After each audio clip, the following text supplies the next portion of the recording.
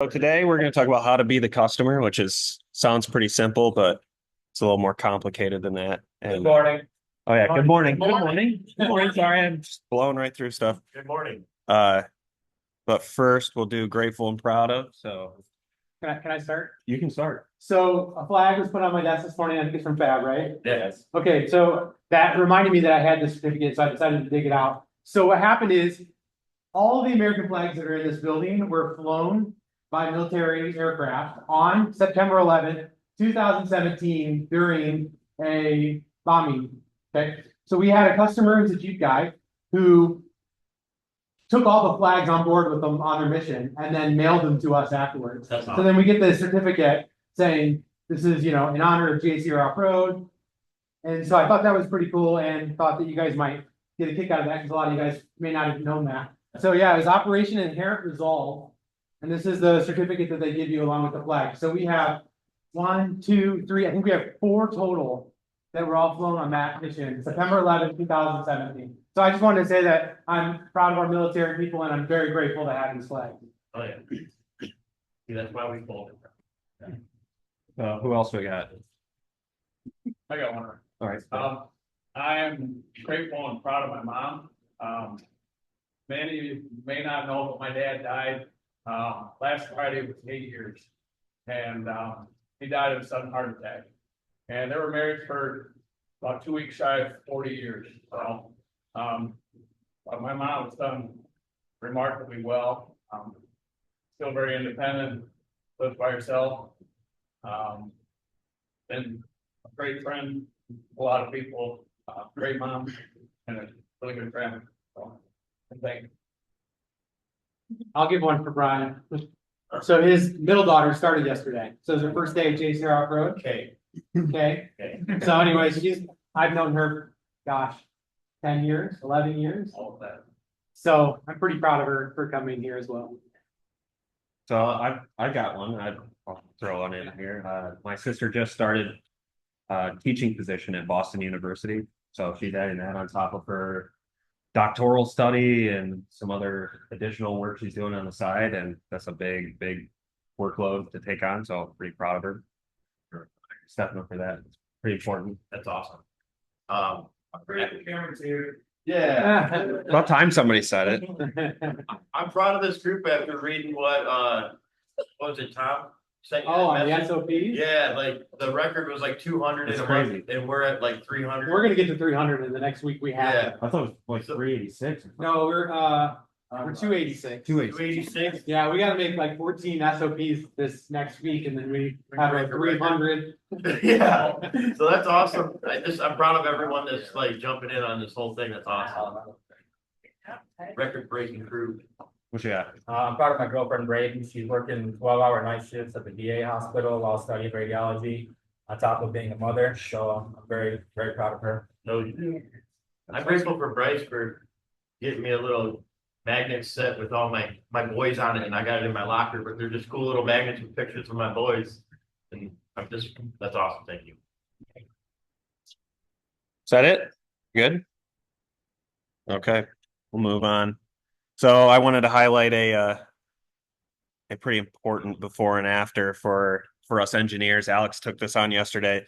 For whatever reason, we always kept all the like jacks and stands that we use under the hoist like as far away from the hoist as possible, and all these bins that we never ever got into immediately by the hoist. So he finally rearranged everything and switched those positions. So it should save us a lot of time, a lot of wasted motion, and that'll be just negated completely now, and it looks way cleaner over there. It was really crowded feeling, and so I'm looking forward to that improvement.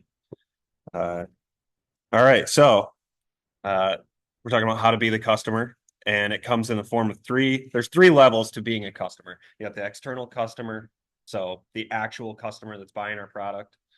You can be an internal customer, so we'll dig into that. That's kind of the most important one for most of you guys, where you'll see how that works day to day, and then being the customer for everyone around you.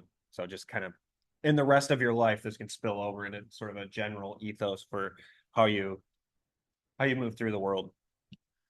Quote, customs, as in like, customs and traditions, are generally unselfish. Habits are nearly always selfish. So that's something to think about when you're putting yourself in the position of being the customer.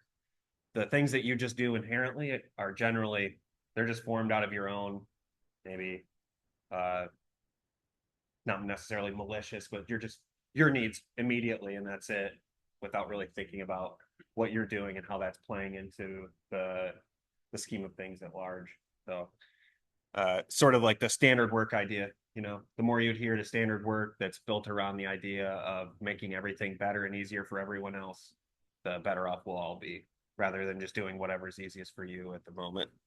Sorry, I keep looking straight at you. Okay, I You get just it. it's No, I get it. easy to look this direction. I'm not trying to single you out. I get it. I got grown into you, I understand. Oh, believe me, this is like all speaks directly to me, all the stuff that where I fall short. So how can we be the external customer? An easy way is to use our products. Some of us have stuff on our vehicles, like Tim, you go up to Silver Lake constantly, you're kind of messing around with the stuff all the time. So you can see when stuff's good or not, if it holds up, We're gonna get an oil change or not. if it can get an oil change or not easily. Yeah. We do that a lot as engineers, so we're kind of fortunate to be in that position a little more regularly. We directly interact with the product constantly, and in that way. So which is important, because we should be using that to inform how we're designing products for the people that are going to actually spend a lot of money on it and go out of their way to use our stuff. We can determine how a given product delivers value to the customer. Like, does it work right? Does it look the way that they want it to? Does it fit well? Does it install well? That's all stuff it's designed down, but if it's built correctly, it installs correctly. If the finish is nice, if everything's taken care of, all the burrs are taken off and cosmetically it looks good, it's bringing value to the customer.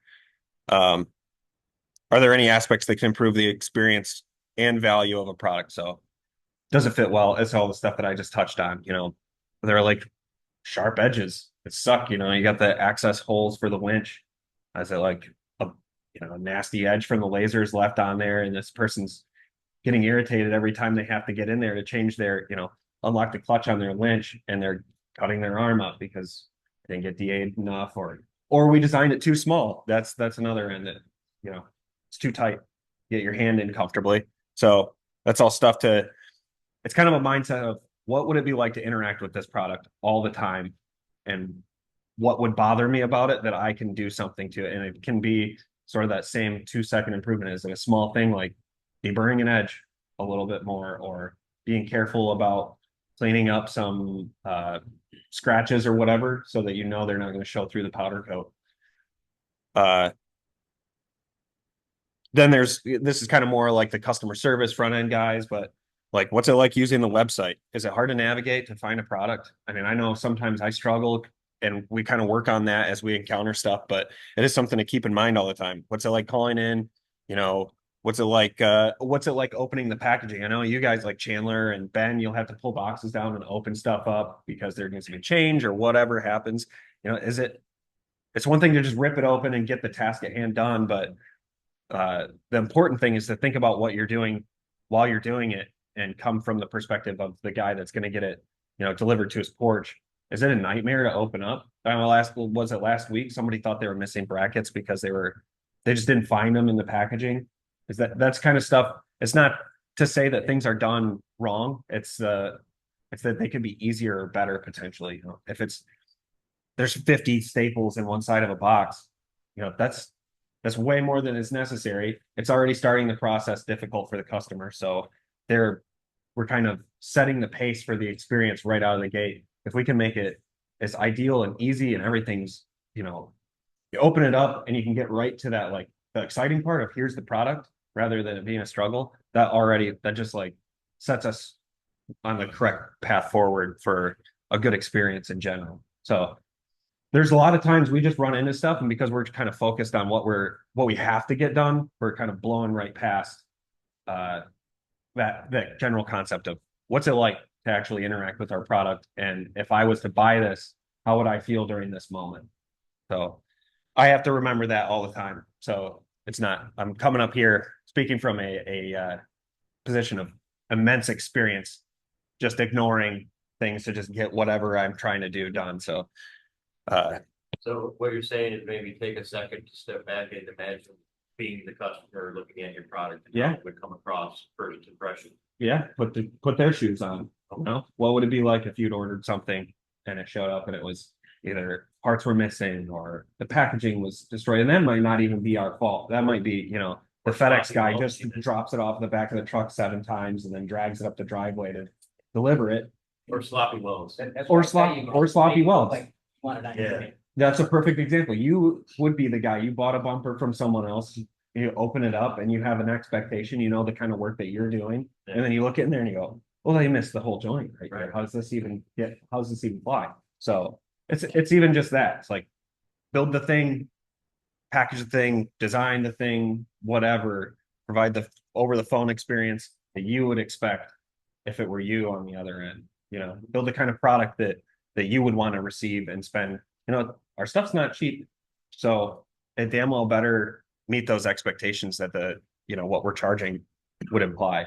So it's it sounds like a complicated thing, but it's pretty easy when you really boil it down to that. Just I want to build the thing that I would be excited to receive and happy with. That's really what it ultimately comes down to. I want to provide the experience that would make me excited as a customer, and then just keep that at the forefront of your mind while you're doing everything. So yeah, understanding the perspective of the customer requires putting your hands on the product to determine value and non-value. So like I've been saying, touch the product, you interact with it, you think about it as if you were the one using it. It's pretty straightforward concept. It's just very, very easy to get immersed in the task at hand and just negate thinking about that altogether. Okay, so becoming an internal customer. This is the bigger one for everybody. Everyone in here is a customer from someone else or a supplier for someone else. It's kind of similar thing. You can almost imagine it like each role or department is like a separate, not to say we're granular, but you can think of it like a business to business interaction. So like the laser is one place and they're producing parts that are supplied to brake press or fab. You're their customer, almost like you're purchasing from it. So a lot of the same concepts can then apply same way. Like you want to produce the thing that if you were on the other end, what your customers would be receiving, it would be ideal for you. I think that would tie in too to like expanding your knowledge to the other departments. Exactly. Then you would know what they want. And that's the thing that will be coming eventually. That's kind of Brian was explaining yesterday. There's a training metric, employee matrix that where there'll be opportunities to cross train, and that's almost essential because that highlights everything. You may have no idea. Like boy ran into something, and it's not to single Nick out because parts get moved around, they slide, they do all sorts of stuff. But Terry was welding up a Canyon camera transfer case skid plate, and he had no idea there was another part that needed to go get welded into it. And it wasn't because it was omitted or lost or, you know, you did anything wrong. It just was underneath another part and he had no clue. And well, if there was SOPs, that would have solved that. But also if it was just stacked in a way that made it more obvious, he might not have missed it. But sorry, it's not your fault. It's just things get shuffled around. Well, right. It was an example of the additional extra step can save that confusion. So this is like what you touched on. Do the work of other people or departments to see where you may be introducing wasteful processes. I mean, we all do it. And it's because we don't necessarily realize that what the work we're producing may be being handed off in a way that isn't as convenient to the next person. It's not as streamlined or smooth, or we may have no idea that, like, you know, it's way easier if this is stacked a certain way because then I can grab it and do this, whatever. But as soon as you fall into that role, say someone comes up to shipping from fab and they go, oh, I've been nesting these bumpers together as we're building them. in this way because they kind of fit nicer on a pallet. But what it winds up doing is making it a nightmare to pull them off and get them stacked on the powder coat part. And if I just roll them this way, it would be easier. And now you know that. That's something that the person unloading may have no idea that they should even say anything to you that this would be easier. And you can glean all kinds of little bits of improvements just by being your own customer, literally, and learn how to implement them as you're doing the work on your end as a supplier. Is this making sense at all? I mean, Oh, yeah. I feel like I'm being verbose, but it's like, it's pretty important because it's the stack up, the aggregation of all the little tiny things that can just like supercharge the process and streamline everything. I have another example. Go ahead. So this anti-spatter thing, Yeah, like anyone that hasn't worked in powder coat or someone that doesn't know This is how a powder perfect coat example. reacts to oils and stuff, like if you use too much anti-spatter, it's gonna be a pain to wash off. It's probably gonna cause some bubbling or rust or something. right. When they go to powder coat it. Yeah. So, And Travis has battled that for since I've been here. yeah. And it's one of those things, it's, it's convenience. In an aerosol can, you can just kick the stuff on, that it's gonna save you work because Yeah. you're not gonna have BBs to clean off and whatever, but using it a little more judiciously may still yield the same exact results. Yeah. But it saves Travis and Trevor tons of time over there trying to wash stuff off. And even further, if there's bubbling or whatever, I mean, we had Bronco tubes that got all the way into customers' hands and it was still bleeding out. So then they had powder coat issues when they went to install it. So now we've got a tube that's what at the time was $150 to ship to them, and then another 150 back, and then another tube. And it was just using less anti-spatter, Yeah. and it would have resolved that entire thing. I also, if I feel like there's too much anti-spatter, I'll wipe it down with acetone because it breaks down the oils and makes Yeah. it wash off. Yeah, that's great. You're done. So that's perfect. That's a perfect example. It doesn't take that much extra time on your end, but it mitigates so much risk and it saves. I mean, it's like a tenfold payoff as a product progresses through to actually leaving out the door. So yes, that's great. A try on other roles to stand in the customer's shoes. So it's sort of all dialing back to that same thing. It's like, do your work and present it to the next person in the way that as if you were that next step, you would prefer to receive it. So pretty simple. Look for shortcomings and unnecessary difficulties in product handoff. Same thing, whether it's just stacking things nicer or bringing it into a spot where it's not in their way, maybe, or what, whatever. I'm sure that just thinking about it, you can start to notice things that are either someone else is doing that you're receiving. And that's also, you can help someone else understand what it's like to be the customer without, I wouldn't say like crying and complaining at them, but it's a collaborative effort. So if you're running into stuff, things are coming off of the laser and it's hard for you to pick them up or sort them out, or they're like scattered and it makes it more difficult to go through and just run through your brake press programs. It is within reason to go, hey, let's work together to try to consolidate this stuff so that I'm doing less tooling changes, less navigating through programs, because all that stuff adds up. And it may not even be a thing that, Nate and Chris think about. They're just got to get the parts out of the skeletons and stacked on skids and out of the way. That it's worth the time to slow down a little bit, understand the more granular needs of the customer and apply them thoughtfully. So, but sometimes that takes communication. Right now, we can't really do the cross training kind of stuff as easily. So you got to actually just talk and be open to understanding that there's maybe some changes that need to be made that are going to help everyone as a whole. What you got? Just real quick to add, I think it came up in one of the previous meetings, but I think it's important to note that with being the customer, right, we're gonna have tons of interactions between people that happen probably daily, regularly. So probably just important to remember to blame the process, not the people. Yes, right? thank you. So That's it important. makes Yeah, those right. conversations go way easier, right? And then it's not a he said, she said blame game. It's let's blame this process and figure out what we need. Do we need an SOP? Do we need to change something? Do we not have a standard, right? And work at things from that angle versus like this person stacked it wrong, or they hit the part under the thing, or they did. Well, yeah, I guess It just makes everything so much predictable. the important thing, I guess, to think about is it's a team effort to improve the process. So it's not even that someone's doing something, they're just doing their job. They're doing their job just fine. But where can we work together to actually improve how this goes for everyone? And sometimes that may mean that habits have to change and we adopt new customs, but it's good for everyone. I mean, the more throughput there is at every step, the less congested it's going to be where you're at, the less pressure you're going to feel to clear product out and move it on to the next phase. If you can't streamline everything by, I keep saying if we can, we can't make sure that every step is moving as smoothly as possible and open to adapting to things, especially as they change when we move forward with our different production volumes with the one piece flow stuff, then we're going to continue to kind of feel swamped with the same problems that we have been.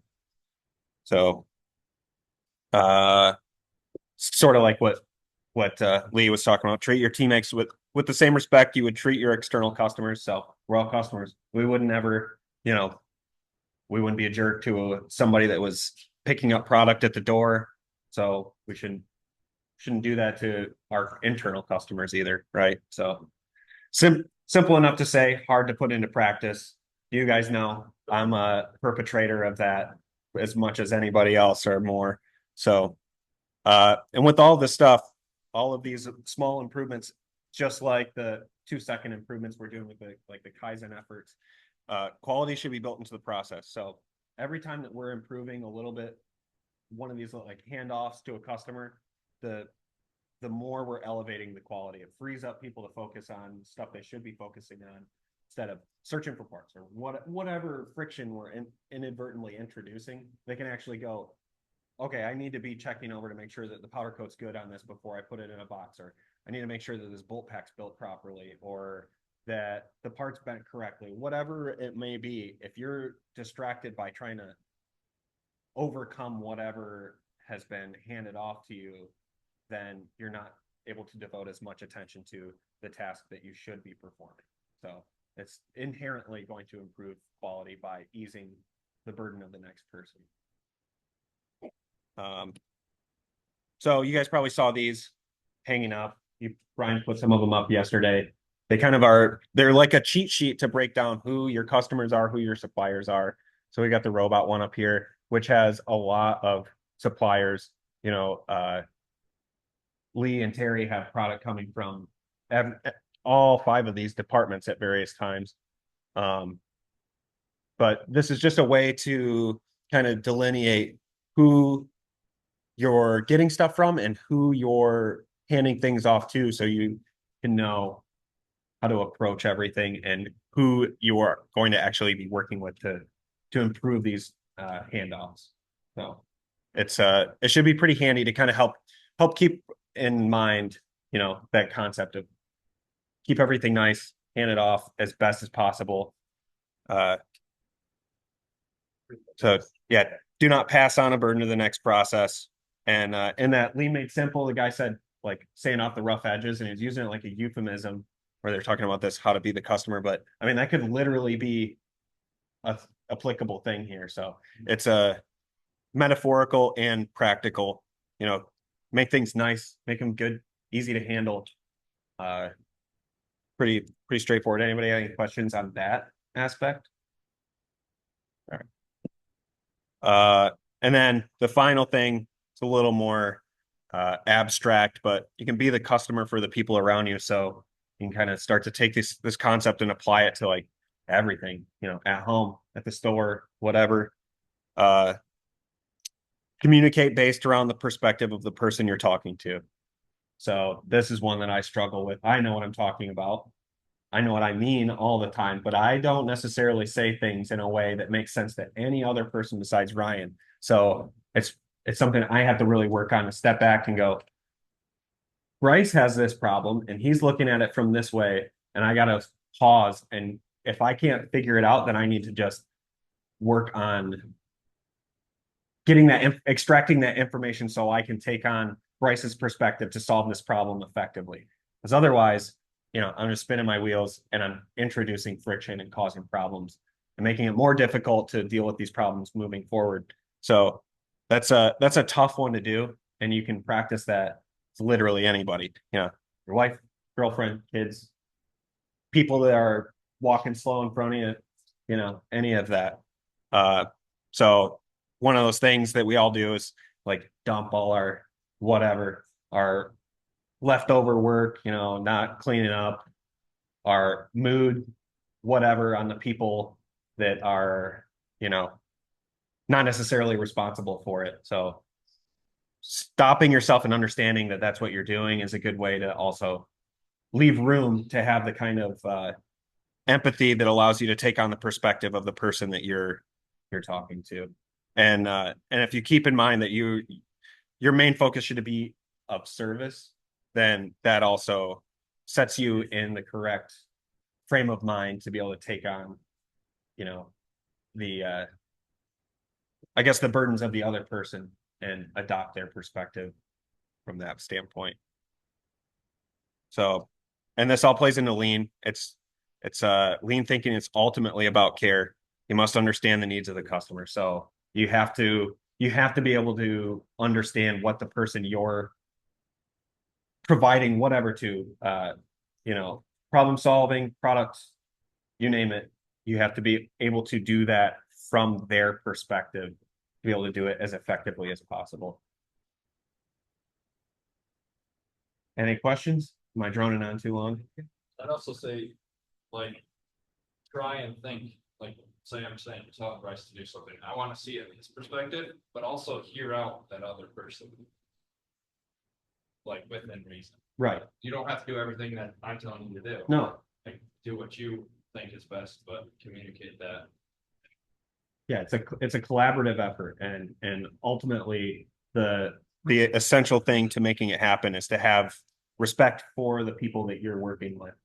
So some ways that we can apply this, test the process to highlight waste.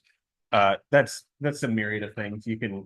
It's doing the other, it's today I'm helping with the brake press. Wow, I didn't realize that XYZ actually makes things harder for Nick. Even I stack pallets here, and that blocks his way through to get his next parts. Sometimes it's as simple as stuff. And I know we've got kind of problems here with the way we're configured, but it's good to think about that because it's going to inform how we're able to set things up moving forward. And Brian is doing a good job trying to lay everything out, but he doesn't know every last granular detail of what you guys are doing. So it's going to be super important that we're thinking about this stuff and keeping it in our brains so that it can get shared and we can overcome these things, these obstacles before they actually stack up into being this, log jam or just making your job frustrating. That sucks. When you just have like a bunch of little nagging things that make it frustrating during the day to do just what you're trying to get done. I mean, clearly at that point, you're not going to care as much if you're doing as good of a job. You're going to be trying to do it as fast as you could or as effectively. You're not going to have extra time well, they're doing this, so why would I go the extra step for the next person? So we want to just cut that right out. And that takes paying attention to those, even the small things, they matter and they stack up. I mean, so it's super critical. No sacred cows. Right. Yeah. All sacred cows are done. You're not gonna hurt anybody's feeling by saying that that's stupid. It's just the way it's gotta be. If it's stupid, it's stupid. We got to accept it, address it, and then move on. So, and that's kind of Casey, we'll talk about that. That's the plan, do, check, act. So it's kind of a whole process of taking care of the former sacred cows. When we do get to the new building, I'm doing my best to kind of set you guys up, but I don't want you guys to get there and be like, this is the end all configuration, right? I'm just gonna try to guess based on what you guys could use. And then from there, we have to work together to improve it. But I don't want to be like, you get there and I don't want to be like, well, this sucks. This isn't anything I wanted. Then tell me so we can just, fix it and not be a problem. So I don't have sacred cows either. So you're not gonna hurt my feelings. I've had really bad things said to me in my life. I can care less. Fix what bugs you bring. Yeah, well, and help other people fix what bugs you too. So that's like take feedback seriously. So if someone comes to you and says, hey, this thing is like, it's killing me or it's driving me nuts or whatever, and it takes two. You can't come up, fired up and angry and expect to get good results, right? But when someone's coming to you with something, it's going to be important that we all take it seriously and take action around it to try to mitigate the problems that we might be inadvertently creating. Engage with teammates to look for ways to make their work less frustrating, be meaningful with this effort. So it's the same thing. I've touched on it a bunch of times. You want to just do work and hand it off in the way that you would like to receive it if you were the next person in line. So That takes trust too, right? I mean, it's not just. well, yeah, you got to build that over time by actually demonstrating that the feedback is taken seriously, that it's being addressed, and that you're being purposeful with trying to make sure that there are improvements. So yeah, but you got to do it to build the trust, to trust that it'll get done. So it's kind of a virtuous cycle that the more you do it, the more obvious it's going to be that it's going to get done. Right, that and you need to, that's a great point, absolutely. I was gonna go just a little bit different direction, and it takes trust that the other people are gonna be looking out for you as well, right? It's not just you screaming into the void, I'm doing all of these things and no one is helping me, no one is treating me like I'm the customer, you need to know deep down inside of you that while you are doing all these things to make it easier for the next person in line, that you need to trust that the person before you is doing that same thing for you. True. Yeah, that's kind of what we're doing right now is we're arbitrarily deciding we're not being treated the way we want as a customer. And some of that I think is just as poor habits, it's this cultivated expectation like, oh, woe is me or whatever, but that's gone. And since we're all going to be adopting this new frame of reference for how we're going to approach stuff, it's going to be way more easy and way more productive. And I don't think it's going to take very long for it to be evident that it's making improvements day to day and how just pleasant, effective, whatever your day can be. So 2 minutes, Ryan. all right, I'll wrap up. So purposeful investigation of effectiveness of standard work and Kaizen activities. So are SOPs being used? Are they good? They're living documents. So do we need to adjust them to help clarify some of the stuff that's going to make it easier on our customers, or smooth out the process? Apply root cause problem solving and countermeasure implementation. Same idea, actually getting to the actual root of what the issue is at hand, identifying that, and then making effective changes to avoid it moving forward. And then it's the Gemba, was it, why can't I remember the actual Japanese phrase? Genchi Genbutsu?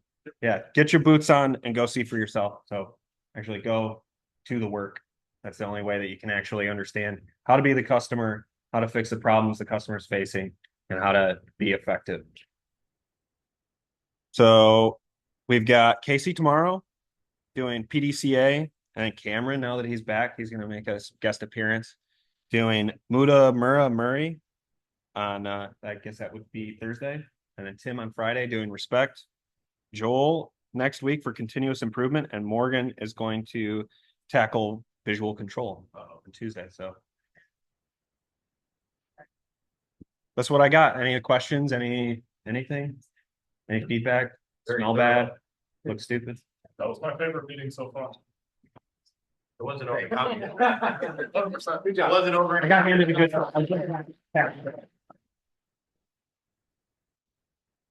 All right, I guess, yeah. Good job, Brian.